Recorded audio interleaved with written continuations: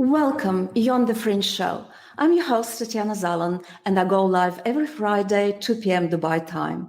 Except for the last month, I was traveling overseas and it was really difficult for me to maintain the show schedule. And so instead of stressing out, I decided I'll have a good rest and also spend quality time with my parents. But I'm back online and we will continue every Friday from now on. Why should you be listening to The Fringe? The Fringe helps you to navigate the rapidly changing world and increase the odds of your success. Here we discuss technology, startups, and mental models of successful people so that you too can take advantage of the opportunities in the new digital world. In the last couple of shows, I talked about various aspects of cryptocurrencies and blockchains. In particular, we discussed the topic of reimagining finance through various innovations like stable coins, automatic market makers, and flash loans. We also discussed how you get started in DeFi, how you as an investor can earn passive income through things like staking and lending or becoming a liquidity provider. Today, we continue this topic, we continue this theme of how can you get engaged in this very exciting space in blockchain and cryptocurrencies. And in particular, we will be discussing how to invest in crypto for maximum returns. Before we go any further, just a word of caution, a disclaimer. I'm not a financial advisor. I don't have a financial degree. And everything that we discuss on this show is for information and educational purposes only. The question that I get very, very often is how do you get started in crypto? And that is a very broad question. It depends on your familiarity with crypto, on your risk profile and investment horizon, whether it's short-term or long-term. So there may be many, many answers and many takes and angles on the same issue. One approach that I've recommended before, if you're very new to crypto and you're risk averse, you don't have a lot of time, maybe you don't have a lot of time to research, then just invest in top cryptocurrencies like Bitcoin and Ethereum, which is the two leading cryptocurrencies.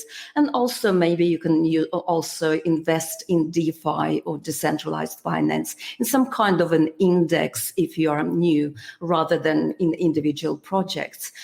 For example, CoinDesk, which is a very central and big centralized exchange, offers the so-called CoinDesk DeFi Index, and it's a weighted index of about top 10 projects in DeFi. That includes projects like Aave and Uniswap and Compound and Synthetics.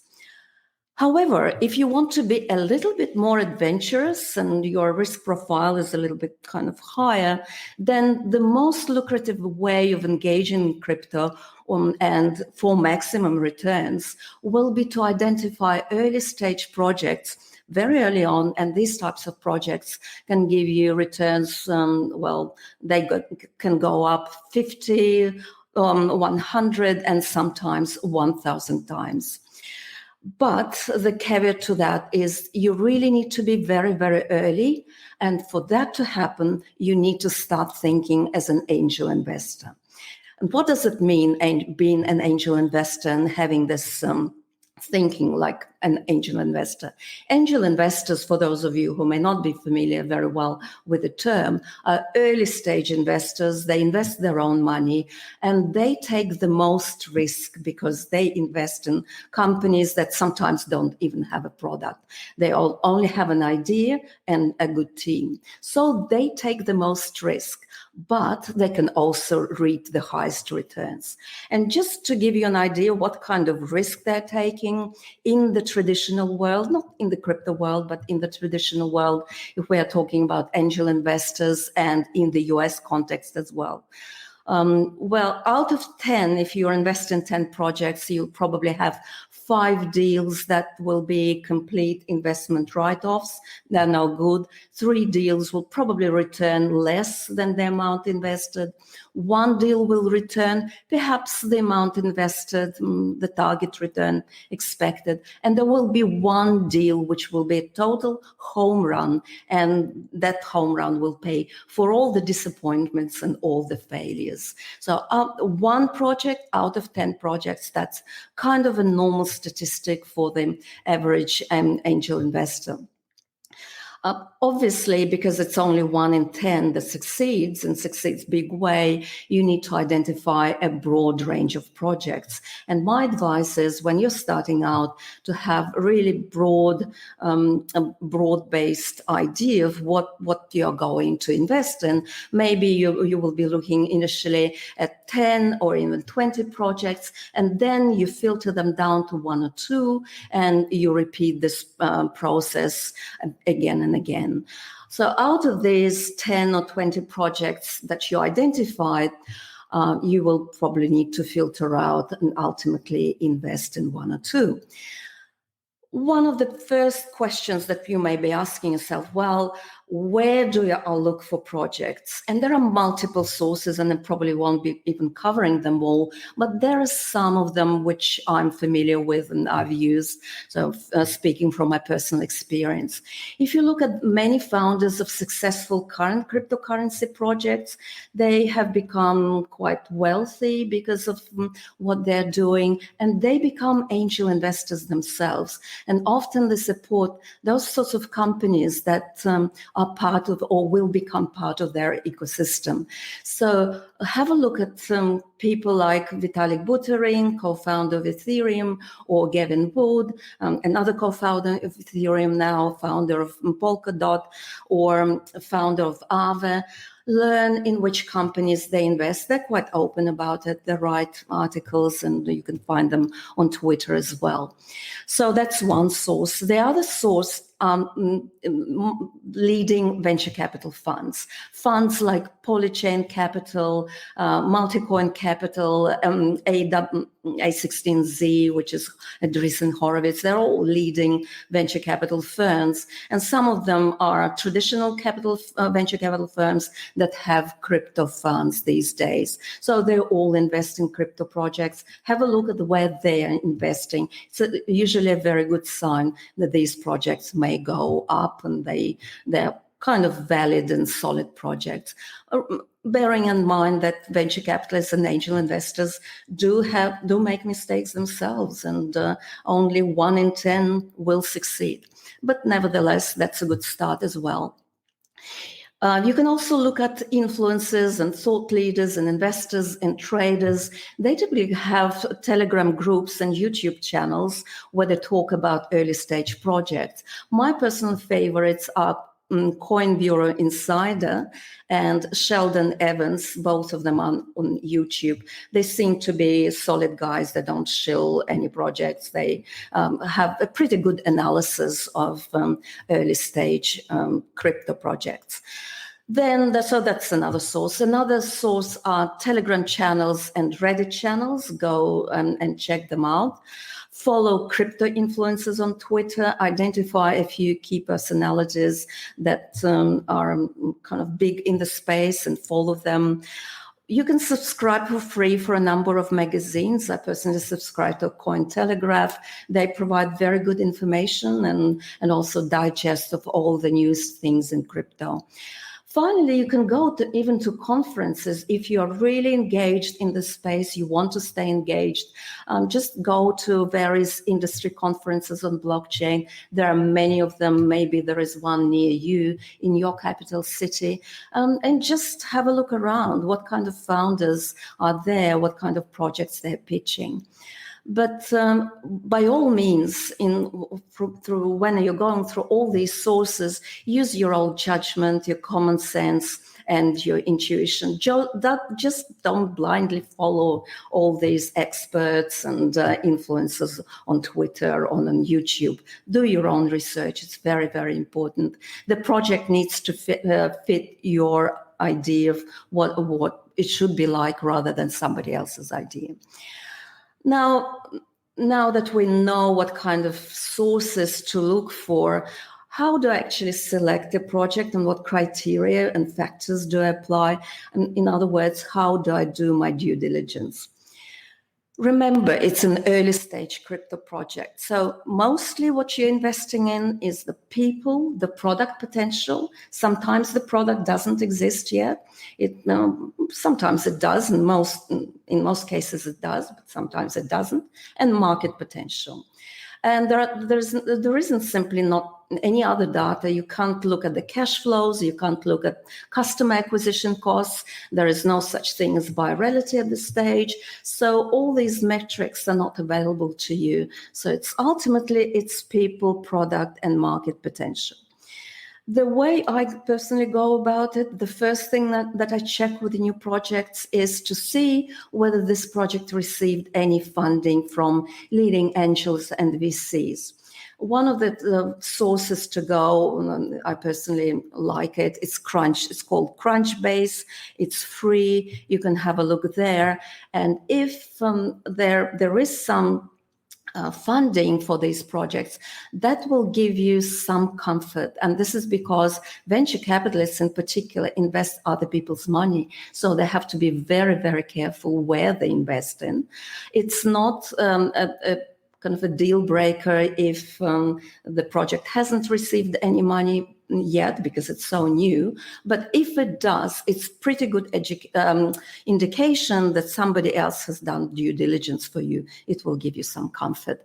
And the other things that you need to be looking for, team, idea and its utility, and what I call tokenomics. And under this not very much precise term, I typically discuss things like market capitalization, if the project is listed, token supply and tokens in circulation, and token distribution and allocation. Most of this information can be found in the white paper on the website, on the company's website. If not, then you need to find out if they've got a Telegram channel or maybe a Reddit channel or Discord channel, and go there and simply see what they're talking about. So let's start with maybe the team first. Remember, as an early stage investor, you bet on founders. All early stage projects are bets on founders. So if you can, and sometimes you do, meet or talk to the founders, give them a call. It's possible. The people in the space are quite open. If not, then look at the founders talking about their projects on YouTube and Twitter and Telegram and Reddit. Just say or think, what are the founders saying? Where is the project going? You need to check, of course, their credentials, their previous experience, particularly with startups.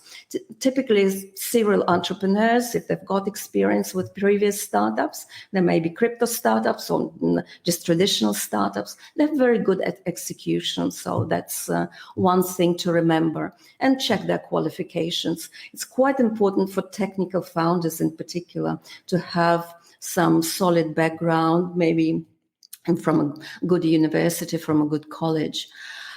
Because you're betting on technology, ultimately, you need to have a look at and have a deep understanding of is there a good technical person on board?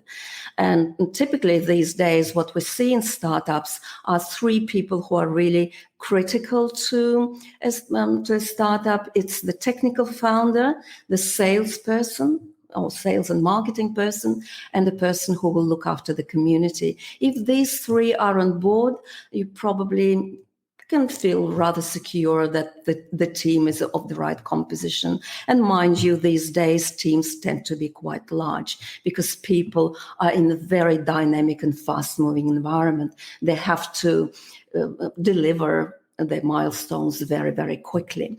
Also, all of these teams will have, in most cases, advisors and boards of advisors and just all sorts of maybe boards, even more traditional boards. Have a look at these people. Are these people credible? And don't fall for kind of superstars or celebrities on these boards, because it doesn't mean much. The board member and advisory board member in particular just needs to do the job and to know the space. Very often these people are put there for PR reasons rather than them being expected to do any job. So that's one thing, team. The other thing that you need to look at are all the factors related to the project itself. And perhaps one of the interesting criteria that not many people are thinking about, but I think it's important, is the timing right?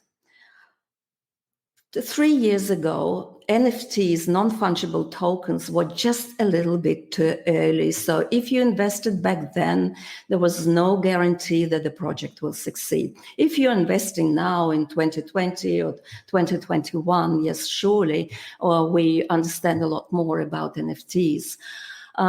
Or if you want to, say, invest in a decentralized social network on blockchain, I think this is still some years off. So don't fall for the projects. They're a little bit too early. The next thing to do is to look at what kind of activity is going on various channels. And in particular, there should be a lot of development activity. And the way to check it is on GitHub. Most of these projects are open source. So lots of people contributing as a community to the project. So they make their contributions, their improvement to the protocol on GitHub. You can have a look whether there is a lot of activity. If there is a lot of activity, a lot of people contributing, that's a very, very good sign. Of course, you also need to look at what's the use case. What problem does this project solve? Is there a reasonable use case, or is the project purely speculative? For example, if we talk about the two known cryptocurrencies, the use case for Bitcoin is a store of value. The use case for Ethereum is it's the financial rails of the new decentralized financial system. So is there a use case like that for your favorite project? Who are the competitors there as well? Typically, you would look for a practical use case in a very small niche without much competition. Another very important criteria, apart from development or developer activity rather, does the project have a community? And community are early users, early adopters. For NFTs, for DeFi, community is absolutely paramount. Have a look at whether there is a lot of social engagement and interaction on various channels. Check the following on Twitter, on Telegram, and Discord.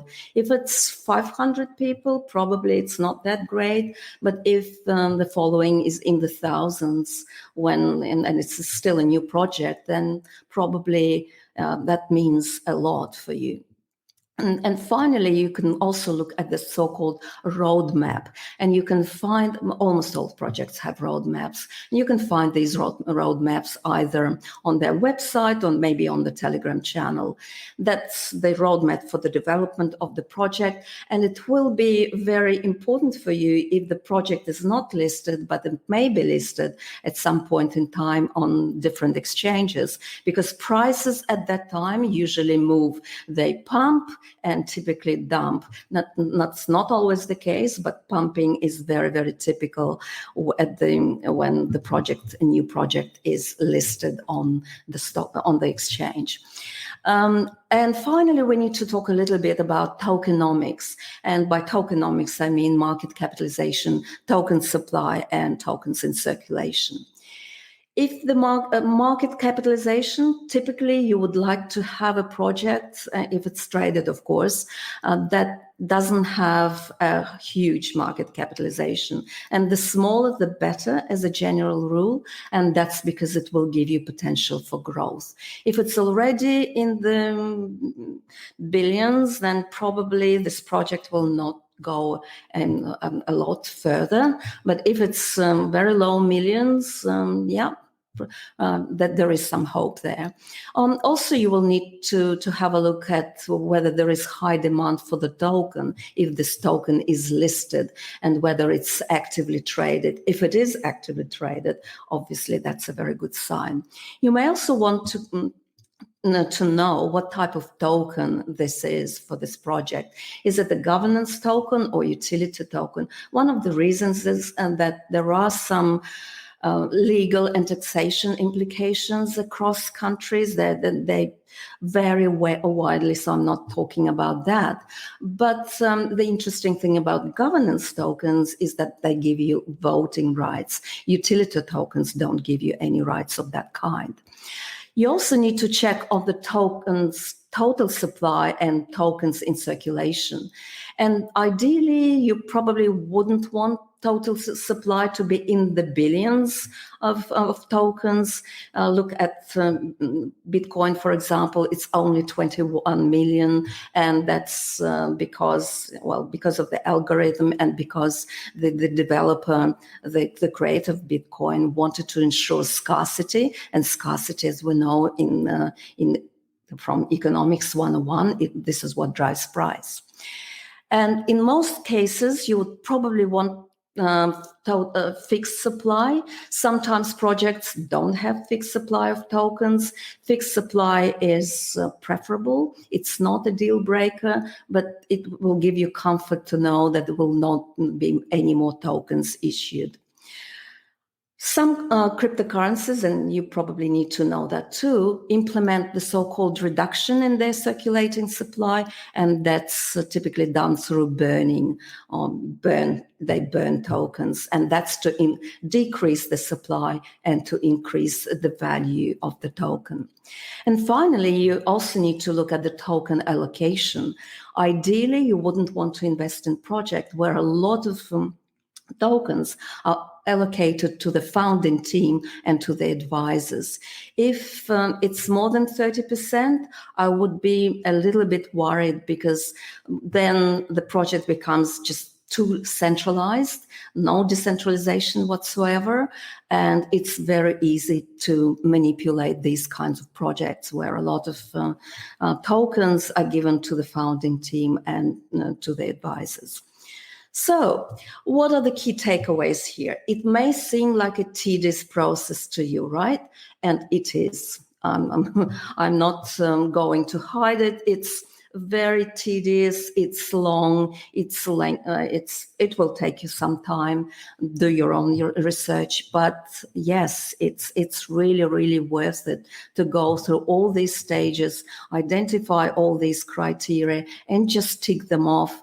Maybe develop a spreadsheet for yourself and with all these criteria, and fill the spreadsheet in and see what you've got. Which of the projects seem to be the most promising? And as always, only invest as much as you're prepared to lose. Don't go overboard. Don't be brave. You're just starting out. Commit a very small amount, maybe $1,000, and maybe even less. You can start with $100 very, very easily. We've discussed 3 factors that you need to consider when investing in early stage projects. You need to think like an angel investor, and therefore you pay particular attention to the team, to the project's user case, to the tech itself, and tokenomics, in particular market capitalization, supply, and allocation. I also strongly recommend you start joining various crypto channels. They're mostly on Telegram, but they're also on YouTube, they're also in Discord. And there you can discuss your projects with like-minded people. And also check out Reddit. On Reddit, you can find almost any channel dedicated to a project of your interest. So this is for me for today. Again, I'm not your financial advisor. Do your own research. Have fun. It's a very fun process, although it may seem tedious as well. You will learn a lot as you go through that. Thank you for joining. I shall see you on the Fringe Show next Friday at 2 p.m. Dubai time. And from now on, there will be no breaks, no holidays. Thank you so much again for joining.